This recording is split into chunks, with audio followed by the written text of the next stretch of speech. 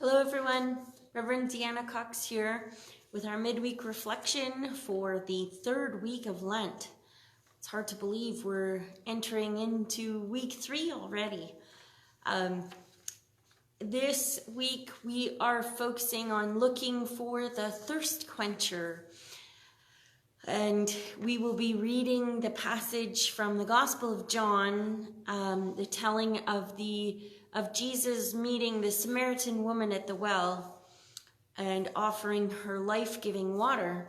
So thus the image of looking for the thirst quencher. I guess I knew this, but we don't always see it or talk about it, but wells in the Bible are places of betrothal, and you might recall that Isaac finds Rebecca at the well, Jacob meets Rachel at the well, actually the same well that Jesus is meeting the Samaritan woman at in this passage.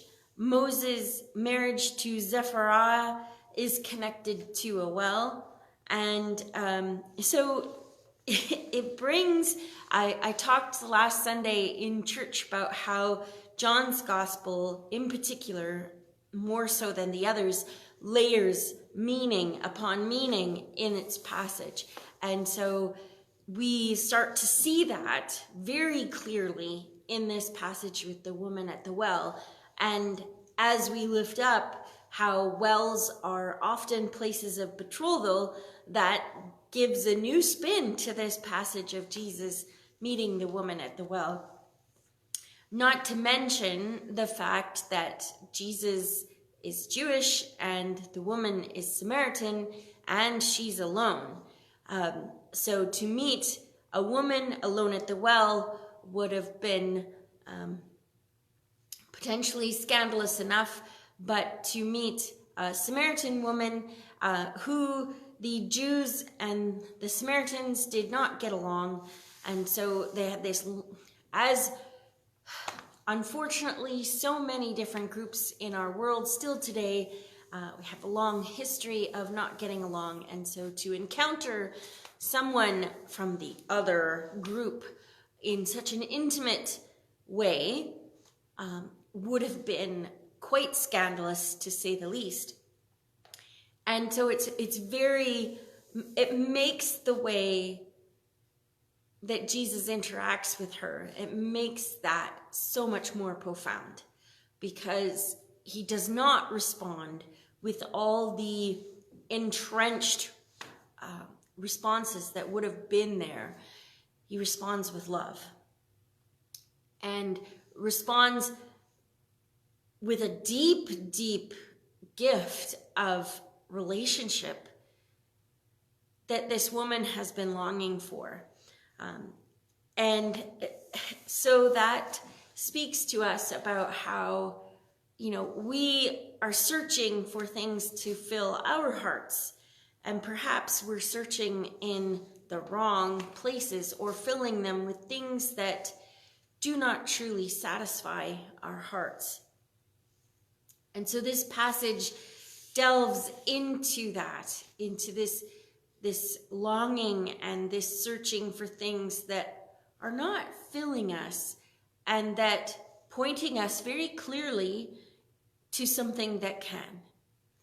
And it is a faith, a profound relationship with God. The Gospel of John constantly is trying to use every tactic possible to draw us into a very deep, a very intimate relationship with God. So highlighting this passage that happens at a well, place where it is known that betrothals happen. Betrothal, I did not know this. To be betrothed means to promise by one's truth. And so we're called to be betrothed to God, to Jesus, to God made flesh through Jesus, to the Holy Spirit. And so we're invited to think about what our relationships are like this week. Are they life-giving? In particular, our relationship with our faith. Is it something that brings us life? And is it something that encourages us to seek the things that fill our lives with joy and profound love?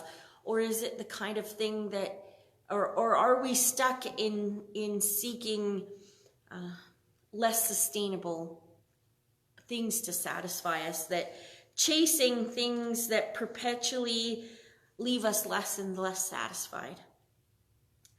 So what are our relationships with, like in our life, our relationships with our faith, our relationship with God? And and Jesus shares this gift, this deep, deep relationship, not only with his fellow Jews, but also with a Samaritan and a woman at that in this story. And so it invites us to think of all the unexpected relationships that have brought life to us. Maybe you have some stories of an unexpected relationship that brought life to you. I can think of someone who was in need and reached out for some assistance, and it has actually ended up developing into a beautiful friendship and connection, a depth of caring that goes beyond helping them fulfill the initial need. And so I invite us to be open this week to those unexpected relationships that fill us with hope, love, trust, and the unexpected encourages us to take risks, to see the holy in all people. And something about seeing life in the unexpected has happened in many ways for me recently. And one of the ones I want to encourage you, if you are around and can join us physically, that would be awesome, is the Flagstaff Ministerial is hosting a county-wide prayer tour through Lent, through 21 days leading up to Easter. And Daysland and Killam churches are hosting one night each. And so if you're physically around, Daysland is on the evening of March 25th, and Killam is on the evening of March 30th.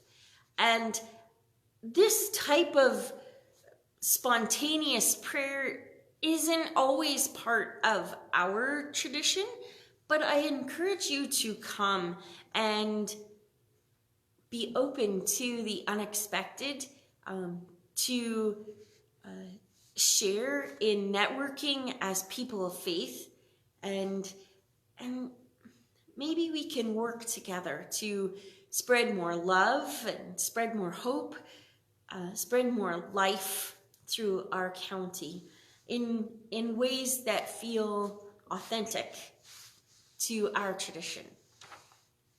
And so I encourage you to embrace the unexpected with those 2 days. And just to embrace the unexpected this week as we contemplate the story of the thirst quencher, Jesus meeting the Samaritan woman at the well and offering her life-giving water. Well, that's our reflection for this week, friends. May your week be rich, and may you draw deep from the well of life. Take care and God bless. Bye.